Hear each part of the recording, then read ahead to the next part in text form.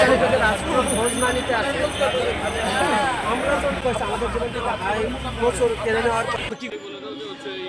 এই যে বেসরকারি শিক্ষক নিবন্ধন পরীক্ষায় যারা লিখিত পরীক্ষায় উত্তীর্ণ হয়েছিল, তারা কিন্তু যখন ভাইভাতে ফেল করেছে, যারা ফেল করা পারে তারা হচ্ছে হয়তো পাশের দাবিতে বা তাদেরকে অন্যায্যভাবে ফেল করা হয়েছে এরকম একটা অভিযোগ তুলে তারা কয়েকদিন হলো আন্দোলন করতেছে। এর মধ্যে বিভিন্ন জায়গায় তারা যোগাযোগ করছে, আমরাও আলোচনার জন্য চেষ্টা করেছি।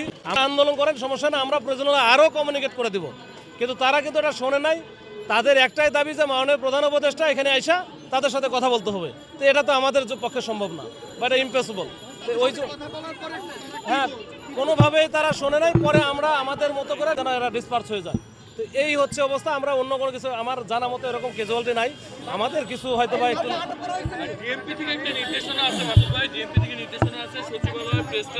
হ্যাঁ, এটা তো 144 অল টাইম জারি করা আছে, তারপরও এরা তো মানে না। যেমন ওইখানে একটা পার্টি এখন আছে, তাদেরকে উঠাই দিচ্ছি, ডিসপার্স করতেছি। কোথাও আমরা কিন্তু ওই যে আমাদের পাহারা দিয়ে তাদেরকে রাখি নাই, এই সুযোগও নাই, আমরা কখনো রাখিও না।